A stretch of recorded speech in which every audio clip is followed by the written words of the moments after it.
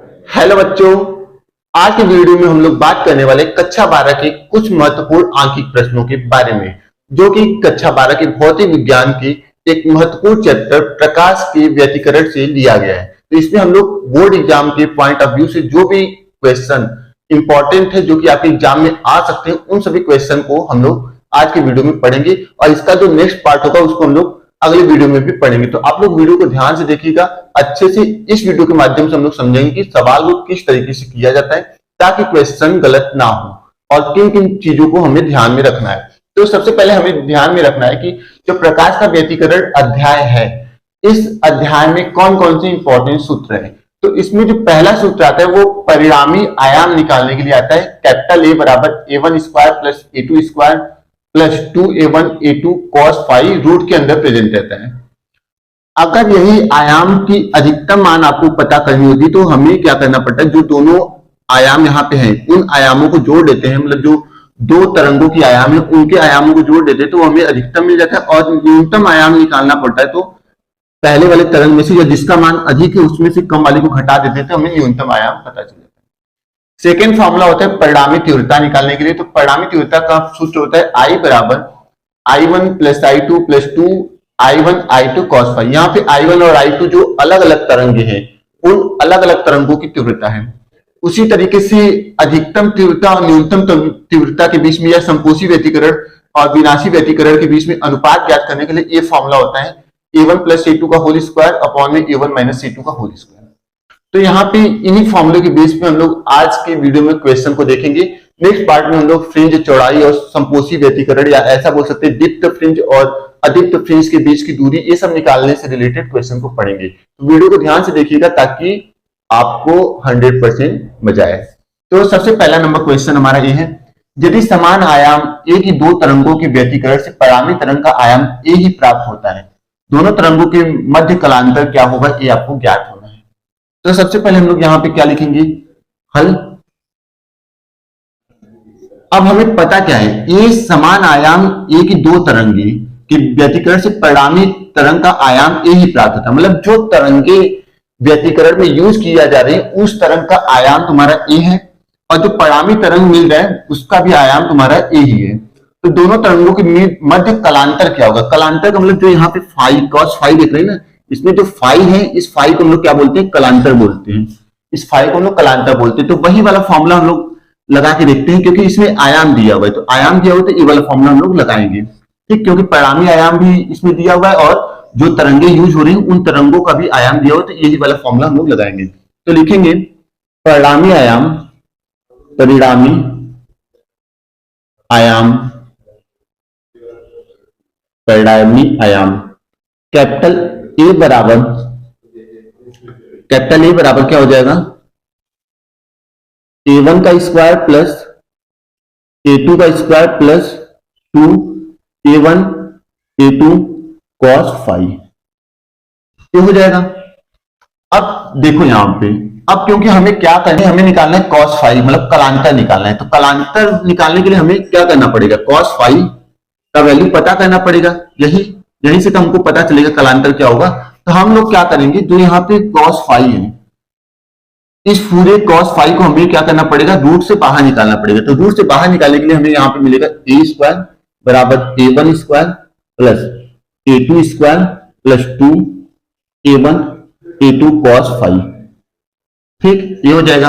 अब यहाँ पे जो क्वेश्चन बोल रहा है वो बोल रहा है कि जो समान आयाम की दो तरंगे, मतलब अगर तरंगों के बारे में बात करें तो A1 बराबर A2 और बराबर A, मतलब मान लो कोई तरंग जिसका आयाम A1 है और कोई दूसरा तरंग जिसका आयाम A2 है, तो दोनों का जो आयाम है वो किसके बराबर है, A के बराबर है। और परिणामी आयाम जो A है वो भी कितना है, A के ही बराबर है, परिणामी आयाम A वाला। और A1 और A2 दोनों का मान क्या है, A के बराबर है। तो लोग वही मान यहाँ पे पुट कर देते हैं। तो यहाँ पे हो जाएगा ए स्क्वायर बराबर ए स्क्वायर प्लस ए स्क्वायर प्लस 2, A1 की जगह पे फिर ए पुट करेंगे, 2 की भी जगह पे ए पुट करेंगे और cos फाई हो जाएगा। अब आगे हम लोग क्या करेंगे, A2 ए स्क्वायर यहाँ पे लिख देते हैं और ए स्क्वायर और ए स्क्वायर जोड़ देंगे तो हमें क्या मिल जाएगा, 2a स्क्वायर और यहाँ पे 2 और a का इनमें मल्टीप्लाई करेंगे तो 2a स्क्वायर cos फाई, ये हो जाएगा। अब 2a² हम लोग कॉमन कर लेते हैं, तो 2a² कॉमन करेंगे तो हमें क्या मिलेगा, यहां पे 1 मिल जाएगा प्लस cos 5। ठीक, अब आगे हम लोग क्या करेंगे, 2a² से भाग दे देते हैं, तो a² के बटा 2a² बराबर में क्या मिल जाएगा, 1 प्लस cos 5। क्लियर है। आगे हम लोग क्या करेंगे, a² से a² कट जाएगा, हमें मिलेगा 1 के बटा 2। ठीक, बराबर 1 प्लस cos 5। अब 1 को इधर भेज दो, 1 को इधर भेज दोगे तो हमें क्या मिल जाएगा, -1। तो 1 के बटा 2 -1 बराबर cos 5 हो गया यहां तक। अब हम लोग क्या करेंगे, एक में से 1 के बटा 2 को घटाएंगे तो हमें क्या मिलेगा, मतलब 1 रुपया है उसमें से आधा रुपया घटा देंगे तो हमें आधा रुपया मिलेगा। तो 1 के बटा 2 हो गया, और 1 के आगे कौन सा चिन्ह है, माइनस, तो यहाँ पे माइनस लगा देते cos 5। तो cos 5 का अगर मान निकालें तो cos 120 अंश का जो मान होता है वो -1 के बटा 2 होता है, तो cos 120 अंश यहां पे हम लोग लिख देंगे बराबर cos 5। अब cos कट जाएगा, हमें क्या मिल जाएगा, हमें मिल जाएगा 5 बराबर 120 अंश। मतलब इन तरंगों के बीच जो कलांतर होगा वो कितना होगा, 120 अंश होगा। तो ये हमारा फर्स्ट क्वेश्चन का सॉल्यूशन है। क्लियर बात है। तो इसका स्क्रीनशॉट आप लोग ले लो। अब हम लोग सेकंड क्वेश्चन को देखेंगे। अब क्वेश्चन नंबर सेकंड का सॉल्यूशन देखते तो यहां पे हम लोग लिखेंगे हल। इसमें क्या बोला है, समान तरंगदैर्घ्य और समान आयाम की दो तरंगें किसी बिंदु पर 180 अंश पर मिलती हैं, वहां पर परिणामी आयाम क्या होगा। तो परिणामी आयाम निकालने के लिए यही वाला फॉर्मूला है, तो हम लोग लिख देंगे यहां पे परिणामी आयाम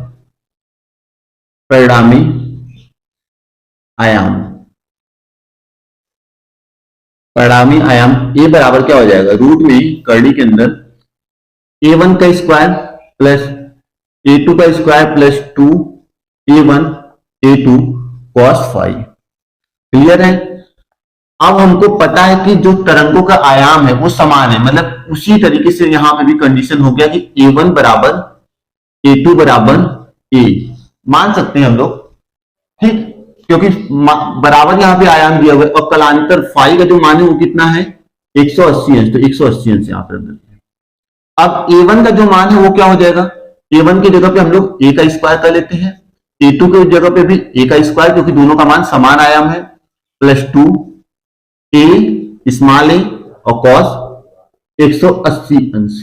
ठीक, अब हम लोग आगे इसी तरीके से बढ़ाते हैं इसको, तो a स्क्वायर और a स्क्वायर जोड़ने पे क्या मिलेगा हमें, 2a स्क्वायर प्लस 2 और a का में गुणा करेंगे तो a स्क्वायर और cos 180 अंश का मान होता है -1, तो हमें मिल जाएगा 2a square minus 2a square बराबर 0। तो कड़ी में 0 बराबर 0, मतलब अगर हम लोग देखना चाहे तो हमें जो परिणामी आयाम मिलेगा, परिणामी आयाम a का मान जो होगा वो कितना होगा, 0 होगा। ठीक, तो ये हमारा क्या हो जाएगा, क्वेश्चन नंबर सेकंड का सॉल्यूशन। अब ये वाला जो क्वेश्चन नंबर थर्ड यहां पे देख रहे हैं, ये क्वेश्चन बहुत ज्यादा इंपॉर्टेंट है, इसको आपको ध्यान से देखना है। तो यहां पे हम लोग क्वेश्चन नंबर थर्ड का सॉल्यूशन देखेंगे। अब यहां पे लिखेंगे हल, किसको हल कर रहे हो, थर्ड को। समान आवृत्ति की दो तरंगें जिनकी तीव्रता I0 तथा 9I0 है, मतलब I0 तथा 9I0 है, अध्यारोपित की जाती है यदि परिणामी तीव्रता जो है वो 7I0 हो तो तरंगों के बीच कलांतर ज्ञात कीजिए। मतलब अगर हमको देखना हो तो इसमें हमें क्या ज्ञात करना है, कलांतर ज्ञात करनी है, और हमें पता क्या है, तीव्रता पता है। तो इस वाले सूत्र को तो हम लोग लगाएंगे नहीं, इसमें आयाम हमको पता है, हम लोग इस वाले सूत्र को लगाएंगे, क्योंकि इसमें तीव्रता, आई का मतलब क्या होता है, प्रकाश की तीव्रता। ठीक है ना, तो हमें तीव्रता वाला सूत्र लगाना पड़ेगा, और जिसमें I1 और I2 का वैल्यू I0 और 9I0 दिया हुआ है, और परिणामी जो I है उसका मान 7I0 है। ठीक, तो हम लोग उसी तरीके से लिखेंगे, ज्ञात है। आपको पता क्या क्या चीजें हैं, I1 का वैल्यू कितना है, I1 बराबर I0। ठीक, I2 का भी मान पता है 9I0, तो यहां पे लिख देते हैं I2 बराबर 9I0। और परिणामी तीव्रता I का भी मान पता है, I बराबर 7I0। ये तीन चीजें पता है, और आपको कलांतर निकालना है, मतलब फाई का मान आपको क्या करना है, ज्ञात करना है। ठीक, तो ये वाला फॉर्मूला हम लोग लगाएंगे, थोड़ा सा देखेंगे कैसे होगा। तो लिखेंगे यहाँ पे परिणामी तीव्रता, परिणामी तीव्रता, परिणामी तीव्रता I बराबर I1 प्लस I2 प्लस 2 कड़ी में I1 I2 cos फाई। यहां पर ध्यान रखना है कि cos फाई के ऊपर कड़ी नहीं लगा हुआ है, ये चीज आपको ध्यान रखना है। तो I का मान कितना है 7I0, तो 7I0 यहां पे रख देते हैं। I1 का मान कितना है I0, तो I0 यहां पे रख देते हैं। I2 का मान कितना है 9I0, तो 9I0 यहां पे रख देते हैं प्लस 2। I1 का मान कितना है I0 इंटू I2 का मान कितना है 9I0 और cos फाई। क्लियर। अब देखो 7I0 और 9I0 और I0 को जोड़ दोगे तो 10I0 प्लस 2 कड़ी में 9I0 को गुणा कर दोगे तो I0 स्क्वायर और यहां पे हमें मिल जाएगा cos फाई। अब अगर हम लोग देखें यहां पे तो 10I0 को इस तरफ दे देते तो हमें क्या मिल जाएगा 7I0 माइनस 10I0 बराबर 2 और 9I0 यहां पे है तो 9I0 का स्क्वायर, यहाँ पे 9I0 का स्क्वायर है तो ये रूट के बाहर आ जाएगा तो हमें 3I0 मिलेगा, क्योंकि I स्क्वायर मतलब I0 कॉमन हो जाएगा और 9 का मतलब 3 का स्क्वायर करते हैं तो हमें 9 मिल जाएगा, तो cos फाई। अब इसमें से इसको घटा दो तो हमें क्या मिल जाएगा माइनस 3I0 बराबर 3 दूनी 6I0 cos फाई। अब इसको इस तरफ दे देते तो माइनस 3I0 के बटा 6I0 बराबर cos फाई। अब I0 साइड कट जाएगा, 3 से 6 दो बार में कटेगा, माइनस 1 के बटा 2 बराबर हमें cos फाई मिल जाएगा। अब हमें दिमाग लगाना है कि cos कितने अंश का मान माइनस 1 के बटा 2 होता है, कि माइनस 1 के बटा 2 मान होता है वो cos 120 अंश का होता है। कितने का 120 अंश का। यहाँ पे cos फाई बराबर, अब cos से cos कट जाएगा तो हमें क्या मिल जाएगा फाई बराबर 120 अंश। तो यहां पे लिख देंगे चूंकि cos 120 अंश बराबर माइनस 1 के बटा 2 होता है। ठीक ना, ये हो जाएगा हमारा क्वेश्चन नंबर 3 का सॉल्यूशन। क्लियर है। अब हम लोग आगे क्वेश्चन देखते हैं। तो अब हम लोग क्या करेंगे, इस क्वेश्चन नंबर 4 को यहाँ पे देखते हैं। दो तरंगों की तीव्रताओं का अनुपात एक संबंधी 9 है। यदि दोनों तरंगें व्यतिकरण करती हो तो परिणामी तरंग की अधिकतम तथा न्यूनतम तीव्रताओं का अनुपात ज्ञात कीजिए। मतलब यहाँ पे हमें क्या करना है इसको ध्यान रखिए आप लोग। यहाँ पे दो चीज दिया हुआ है, तरंगों की तीव्रताओं का अनुपात, तो वही लिखेंगे ज्ञात है तरंगों के तीव्रताओं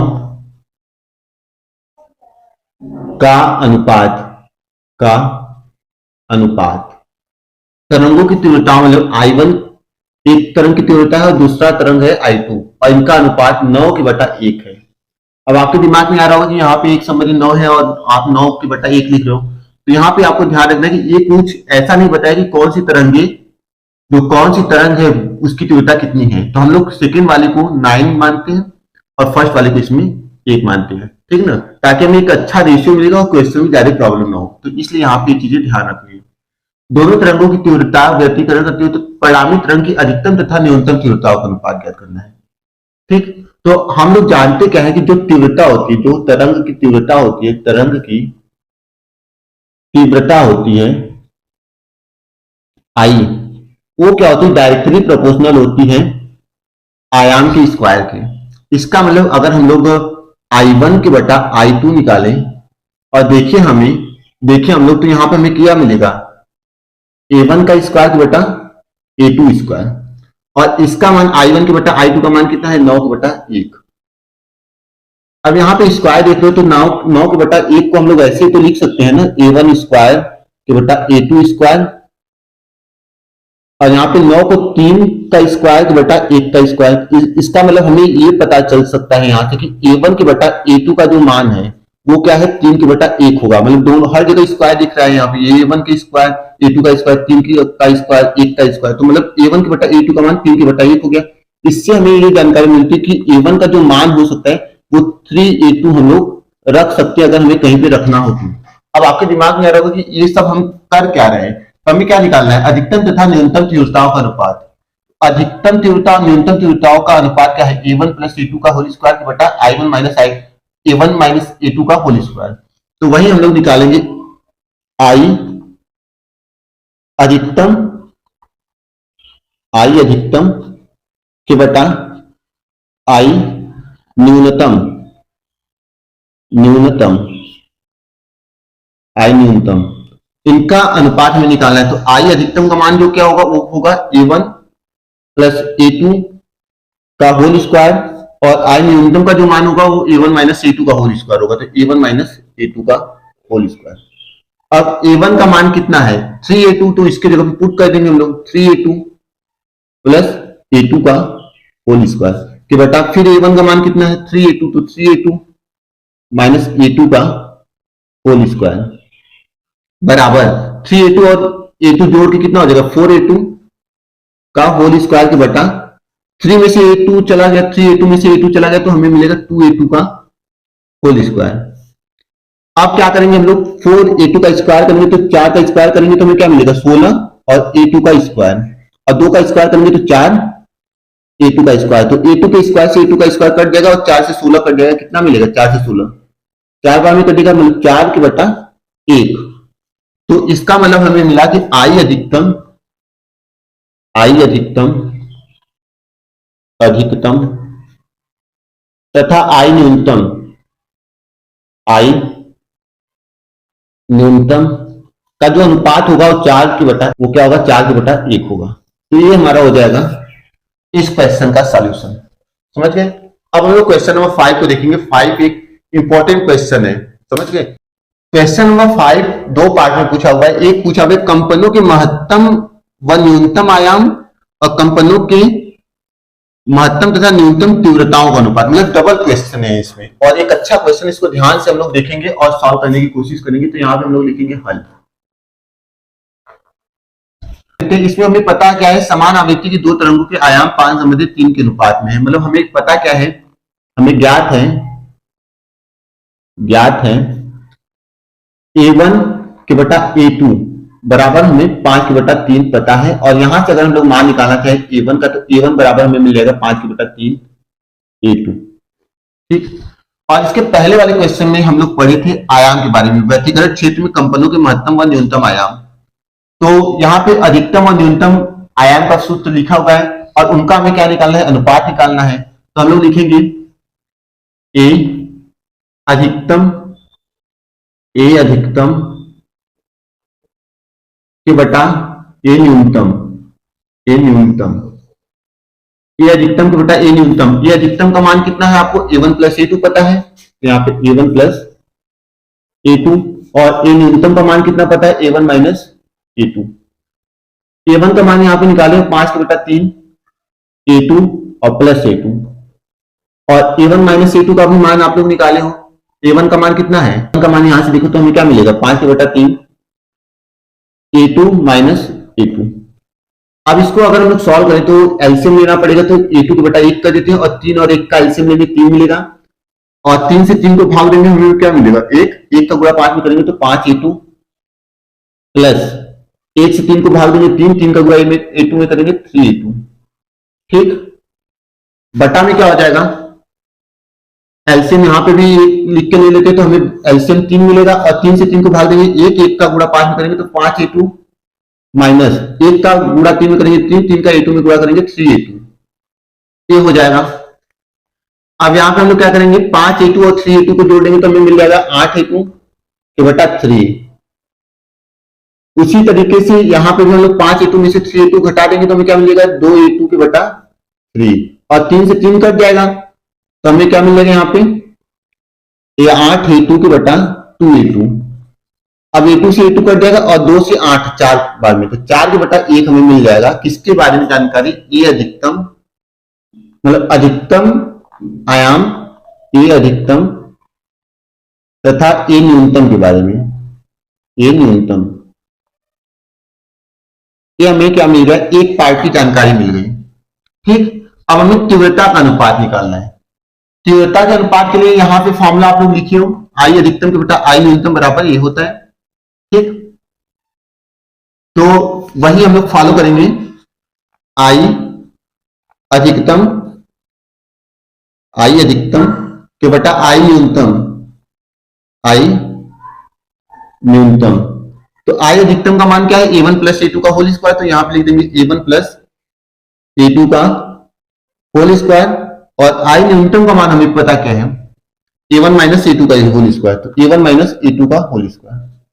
तो ऐसे लिख सकते हैं कि नहीं लिख सकते, ए वन प्लस ए टू का होल, ए वन के बटा ए टू और यहां पे ए one minus A to bracket में का होल स्क्वायर, इस तरीके से हम लोग लिख सकते हैं। और ए वन प्लस ए टू के बटा ए वन माइनस ए टू का मान हमें क्या मिला है, 4 के बटा 1, तो हम लोग यहाँ पे 4 के बटा 1 रख देंगे और इसका क्या कर देंगे, स्क्वायर कर देंगे, तो हमें मिल जाएगा 16 के बटा 1। मतलब आई अधिकतम तथा आई न्यूनतम में जो हमें अनुपात मिलेगा वो हमें क्या मिल जाएगा, 16 संबंधी 1।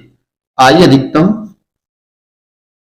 आई अधिकतम के बटा आई न्यूनतम, न्यूनतम बराबर 16 के बटा 1। तो ये हमारा क्या हो जाएगा, इस क्वेश्चन नंबर 5 का सॉल्यूशन हो जाएगा।